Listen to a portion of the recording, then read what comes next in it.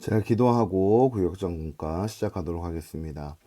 하나님 아버지, 저희들을 불러주셔서 자녀 삼아주셔서 감사합니다.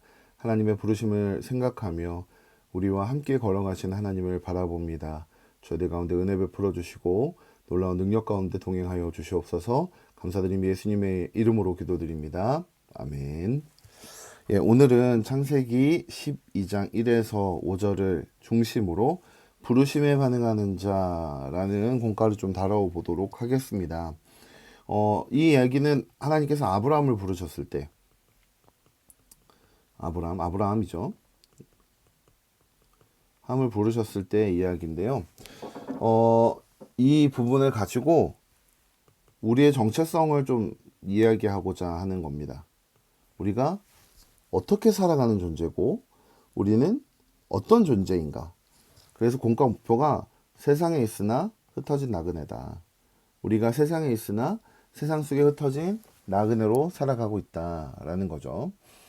마음 열기로 넘어가면 이제 이사나 뭐 옮기거나 새로운 공동체에 가야 될 때의 경험들. 그러니까 아브라함의 입장에서 본다면 본토 친척 아비의 집을 떠나서 하나님이 지시할 땅으로 갔을 때 그 마음이 어떤지를 좀 생각해 보도록 이끌어가는 거고요. 말씀으로 바로 넘어가 보겠습니다. 하나님께서 아브라함을 부르십니다. 그러면서 어떤 복을 약속하셨냐면 2절과 3절에 내가 너로 큰 민족을 이루고 내게 복을 주어 내 이름을 창대하게 하리니 너는 복이 될지라. 너를 축복하는 자에게는 내가 복을 내리고 너를 저주하는 자에게는 내가 저주하리니 너의 땅의 모든 족속으로 이 너로 말미암아 복을 얻을 것이라 하신지라. 하나님께서 그를 통해 모든 민족의 복을 얻을 수 있도록 길을 열어주신다라고 약속을 하신 것이죠. 아브라함을 통해 큰 민족과 복이 이루어지며 땅의 모든 민족이 아브라함으로 인해 복을 받게 될 것을 약속하셨습니다. 이게 이름에서도 나온다라는 설명인데요. 아브라함은 높은 아버지예요. 아브람.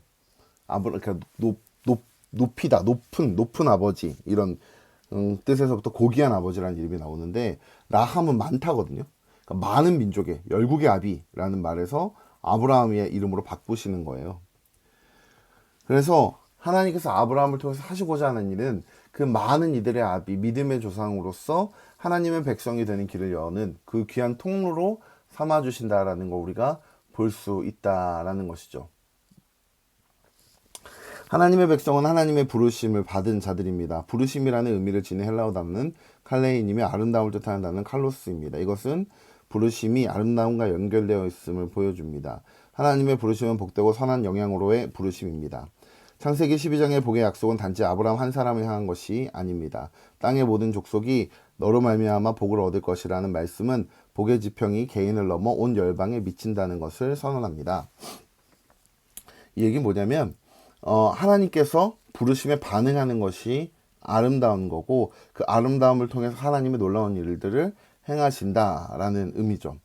아브라함이 하나님을 불렀을 때 어떻게 이제 반응했냐면 여호와의 말씀에 순종합니다.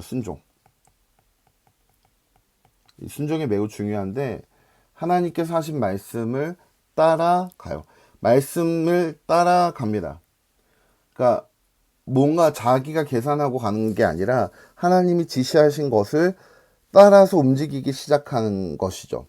그게 그러니까 히브리서 12장 8절에서는 갈 바를 알지 못하고 나갔다라는 말로 이어지는데 하나님을 신뢰한 거예요. 그러니까 어디로 갈지를 정보에 대한 걸 인지하고 움직였다기보다는 하나님을 신뢰했기 때문에 움직인 거예요. 하나님을 신뢰했기 때문에 간 거고 하나님을 신뢰했기 때문에 그렇게 나아간 거죠. 그래서 하나님의 부르심에 대한 올바른 반응은 뭐냐면 하나님의 말씀에 뭐가 있는지를 막 생각해서 분석하고 따진다 이게 아니라 그 하나님을 신뢰하고 가는 게 제일 중요한 거죠. 그래서 말씀을 따라갔다라는 건 순종했다는 거고 결국 신뢰했다는 거예요. 누구를요? 하나님을요. 이게 우리가 이 땅을 살아가는 삶의 방식이다라고도 말할 수 있는 거죠. 세상 속에 나그네로 산다는 것은 하나님의 택하신 백성으로 살아가는 것이기도 해요. 세상에 흩어져 살아가지만 세상에 속하지 않았다. 우리의 시민권은 하늘에 있다라고 말하는 거죠. 나그네는 본토에 속하지 않는 사람을 뜻합니다. 그러니까 고향에 따로 있는 거죠. 세상에 있지만 우리는 이 세상 사람이 아니야. 그러니까 이 세상에 그 뿌리 받고 사는 사람이 아니라 영원한 나라에 원한 나라의 본향을 두고 살아가는 이 땅의 나그네야 라는 건 뭐예요? 이 땅을 나그네처럼 살아간다는 거죠. 그래서 그 삶 속에서 우리가 누구인지를 기억해야 돼 라는 얘기를 나그네라는 말로 베드로가 표현하고 있는 거죠. 실제로 베드로가 이제 편지를 썼을 때 당시에 성도들은 그곳에 살지만 약간 나그네처럼 살 수밖에 없기도 했어요. 왜냐면 기독교인이 된다는 건 사회적으로 고립된다라는 것이었거든요. 근데 그 고립이 고통스러운 일이 아니라 우리가 원래 이 땅에 속한 자가 아니구나라는 걸 생각하는 것으로 다시 재해석되어서 무엇을 향해 걸어가야 되는지를 알게 하는 시간이 되는 거죠. 그래서 그들은 나그네지만 떠돌이가 아니라 하나님의 인도하심을 받으며 살아갔고요. 나그네의 삶은 고달픈 것이 아니라 더 나은 곳을 향해, 본향을 향해 나아가는 방향성 있는 삶이다. 그러니까 우리가 이 땅에 뿌리박고 사는 게 아니라 영원한 나라를 향하여 하나님의 나라를 위한 삶을 살아가도록 우리를 이끌어간다라는 거죠. 근데 이게 쉽지가 않다는 거죠. 이 땅에 정착하고 싶고 안착하고 싶고 안락하게 살고 싶은 게 우리 마음이니까. 그 못하게 막는 것은 무엇인지에 대해서 다양한 것들이 있는데 이것들 한번 생각해 보자는 거죠.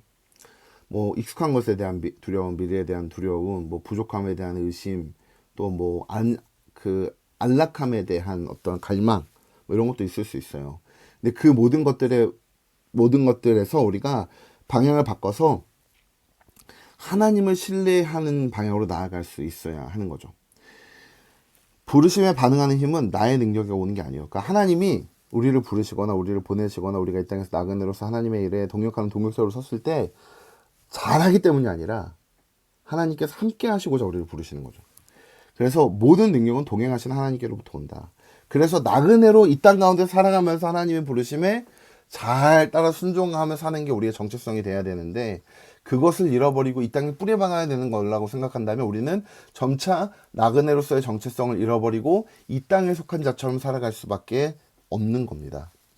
그래서 우리가 하나님의 부르심에 순종함으로 하나님의 말씀에 반응함으로 나아갈 필요가 있다라는 겁니다.